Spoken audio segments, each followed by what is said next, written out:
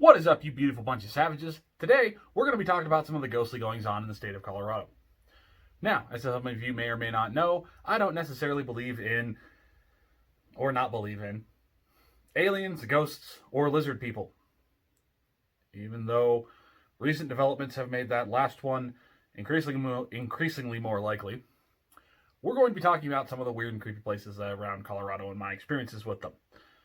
So, before we jump into that, I just want to remind you guys that if you don't subscribe and like my videos, you're going to end up being drafted first for the Skeleton War.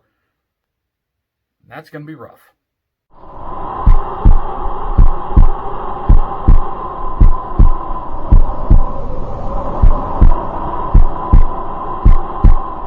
It's probably my most favorite of the monumental piles of horseshit that I've ever had to take part in. That being Third Bridge out in Aurora, Colorado. Now, the problem with Third Bridge is it's nonsense. It's stupid.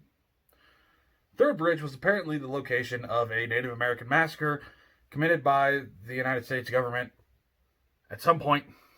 Good luck tracking down the specifics on that. It happened a bunch. And we were real shoddy with records back then. Anyway, moving swiftly along. The best you're going to get as far as landmarks go is the third. You get on this one road, and it changes depending on what your source is. Also, what happened changes depending on what your source is. Sometimes the United States government did it. Sometimes other Native American tribes did it. Fucking pick a ghost story and stick to it. That's all I'm asking. Now, when you get on this particular road, I haven't bothered looking up what it actually is. You can look up Third Bridge in Aurora and read all the fucking stupid ghost stories you want on this one. I'll provide a link for it down in the description. Once you get over the Third Bridge, or at the location of the Third Bridge, or the vicinity of the Third Bridge, which is why this ghost story has that fucking name, if you sit there quietly, you can hear Native American chanting, people screaming and crying and dying. Native American war cries. You can apparently, depending on which source you're looking at, you can hear American troops murdering. People have reported hearing gunshots and cannon shots out there, even though last time I was out there, probably close to a decade ago, a lot of it was unincorporated. But, I mean, this one's crap. It's shit tier.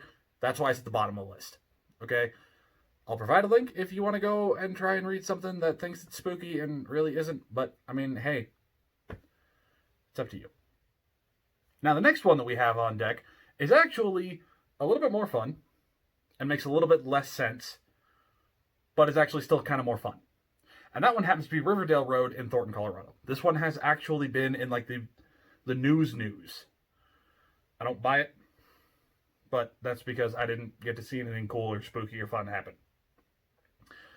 Reports of the spooky goings-on stem from a witch who apparently got murked by some old west-timey folk for doing witch stuff. I guess probably math. I mean, let's be honest. It was probably math or gardening or paying her rent. Or, I don't know. I don't know what old-timey fucking Western folks murdered witches for. Probably a lot of things. Anyway, so the witch was murdered in the location in the vicinity of Riverdale Road. Now, one of the cool, neat things about this is that they did happen to give landmarks until the area started getting more developed. It's now mostly a housing tract and some farmland, because when you start getting out to that side, you start getting into more of the farm country over there. There used to be a chimney stack and chimney and fireplace from an old-timey house, from apparently left over after the rest of the house gave up being a house and just returned itself to nature. Now, the cool spooky goings-on happen to be the fact that if you do find a spot to park on Riverdale Road, because it is a road that hooks up to a highway, reports are that you can hear some sort of demonic chanting, witch-type stuff going on here and there. Depending on your source, again. Now, since I have not experienced any of this particular nonsense, I cannot speak one way or another about it. But again, there will be a link in the description, and you can decide one way or another. If you want me to go poke one of these with a stick again, I need to know that. Which is why I've threatened you with subscribing to my channel. Because if you don't subscribe, then you will probably miss out on me being murdered by some sort of supernatural entity that got really, really mad that I showed up with an M4 and nods. But, hey. So, some of the reports, along with the gates of hell being there, the ghostly chanting, stuff like that, is that you could see the dead body of a witch, or a dead body, or the ghostly apparition of a dead body of a witch, hanging from the trees that overhang Riverdale Road. I don't know how long a tree takes to grow that big, but I'm guessing that if the tree was big enough that it could support a dead ghost, it probably wasn't big enough to support a dead person well over 100 years ago. I don't think we were executing witches in the 1900s. Don't think that was a thing. Now, I have not experienced this. I know people who have said that they have experienced it, and that it's spooky and traumatizing and scary and spooky. Whatever. Again, this one, still near the bottom of the list, because when you go out there at night, provided you can find a 10, 15, 20-minute span where there's not some asshole in a Dodge Neon screaming up Riverdale Road because he thinks he's fucking Colin McRae. I mean, maybe. But I've never stopped on Riverdale Road because I always had something to do. Now, up next on the spooky goings-on list happens to be one of my favorites that is also still kind of shit tier. And that happens to be the Stanley Hotel. Of course, the Stanley Hotel from Stephen King fame, where he was inspired by all of the ghostly goings-on to write The Shining. Which then Stanley Kubrick decided to just fuck. That's, I don't like Stanley Kubrick. Anyway, moving along. Now, the Stanley Hotel does have a bunch of history. It's been there since, like, I want to say the late 1800s, early 1900s. There have been multiple sightings of ghosts interacting with people, fucking with people, breaking stuff. And, of course, if you listen to what Stephen King says, place is haunted as balls. Now, I didn't have that experience. I did stay at the Stanley Hotel, but again, that was close to a decade ago. And I did not have any of these experiences. One of the other things that kind of makes me lean towards that this isn't legit is the fact that the Stanley Hotel does guided ghost tours, where they take you through all the creepy little fucking spots of their hotel. You have to pay extra for it.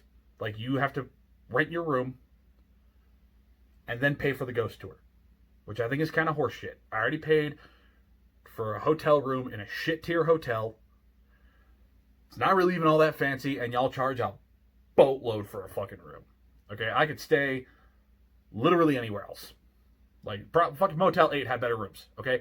And the biggest travesty of them all is they play The Shining, okay? Not the one that actually was filmed there, but the Stanley Kubrick one. Like, not the one that Stephen King was like, hey, let's shoot it on location, where I actually was inspired to write the book about the hotel. You know, or like, you know, like my inspiration for it. No. We're going to use the one that doesn't look like it. The one that has nothing to do with it. And the one where Stanley Kubrick changed everything that he possibly could just to say fuck you to Stephen King. Just saying. Also, there is a hedge maze, but literally it's like a fucking 15 by 15 square. And there's like a plaque in the middle of it, probably to the dude who like founded the place. Like, it's probably his plaque. It's kind of, it's shit tier. I know. It's terrible. It's awful. People say it's haunted.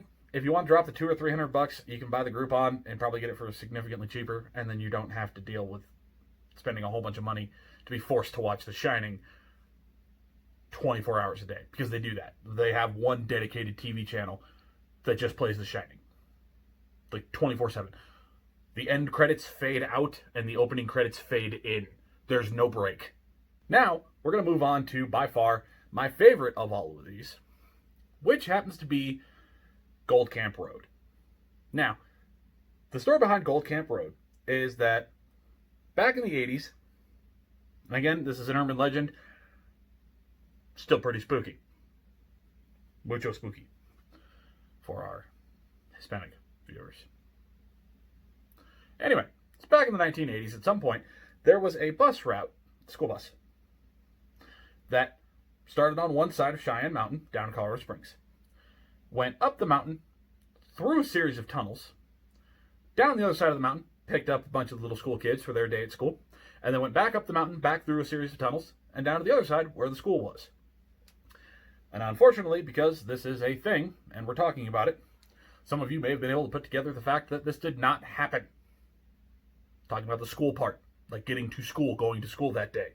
Because as the story goes, as the school bus was going through Tunnel 3 fucking collapsed. There were no survivors. There was no attempt made to recover any of the bodies because fucking tunnel collapsed. Like, if you try to recover the bodies, the tunnel might collapse more.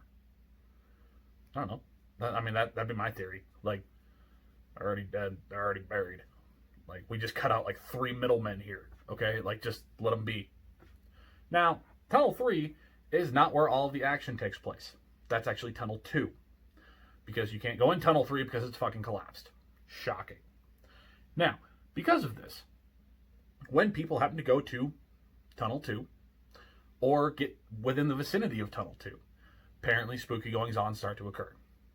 Now, there has been, and I say evidence real lightly, because I don't buy that you took a picture of a thing, a ghost did to your car, because you might just want the attention. Okay? If you want me to believe this shit, I need to see it. And when I see it, I'll believe it. Just like with the lizard people, or the aliens, or moose. Yeah, you heard me. Anyway, when you happen to park inside Tunnel 2 and hang out for a little bit, people have reported that their vehicles have been touched. The people have drawn stuff in the dirt on the windows. Children's handprints have been found all over the vehicles. People have heard children laughing, screaming, crying, and dying. Pretty spooky. Now, along with the action that is going on at Tunnel 2, where the upset spirits of dead children. Wow, this got dark. I thought a Spooktober video was going to get dark, but this got dark. This got real dark. Anyway, there have been a lot of people who have died on Gold Camp Road. I mean, there was a mentally handicapped lady who was lured up there and raped and murdered. Didn't think it could get darker, but it did. There's multiple accidents where vehicles have never been found nor recovered. There have been people who've just straight up gone missing. At one point, there was a satanic death cult down in Colorado Springs. Might be responsible for a few of the people that got missing. I have not found evidence one way or another, but it just seems weird that there was a death cult down there in their vicinity and folks are going missing. That's a thing.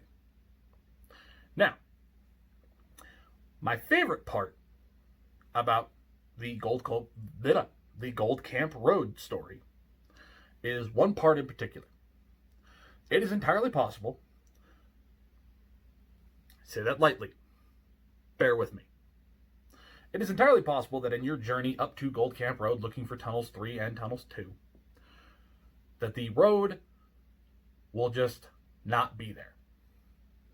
You'll be going up, because it's I can't remember the fucking name of the road that you actually have to take to get to Gold Camp Road, but there's a turnoff where you get onto Gold Camp Road and it takes you up to the tunnels.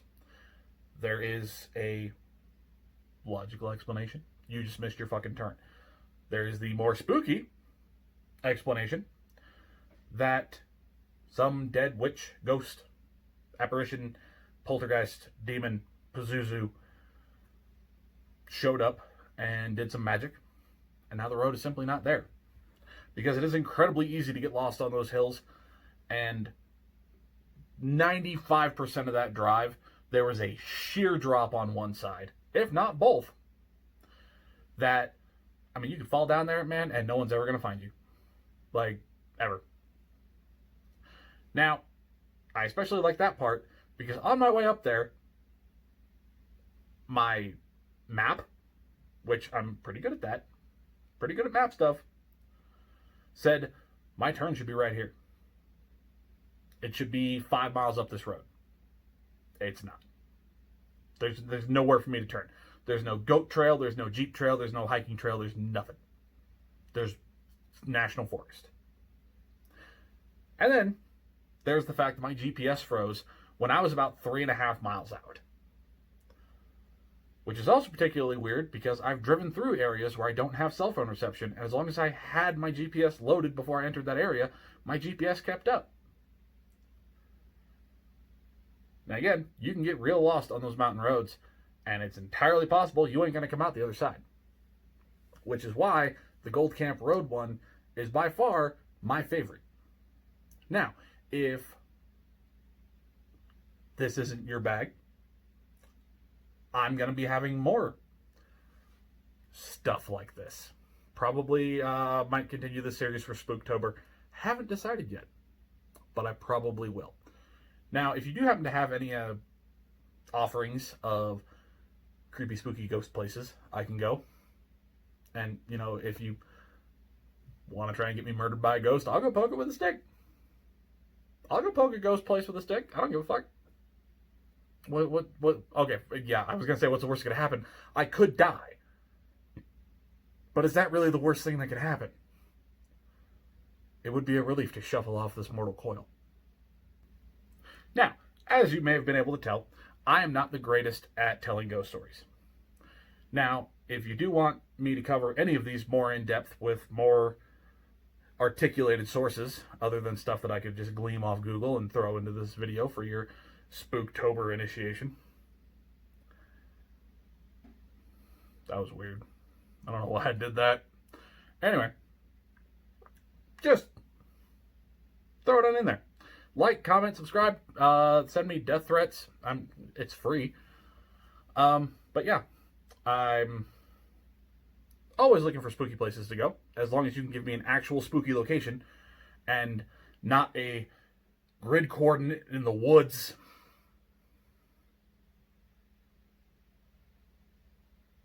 I am absolutely willing to go poke something with a stick, because I have no regard for my own life.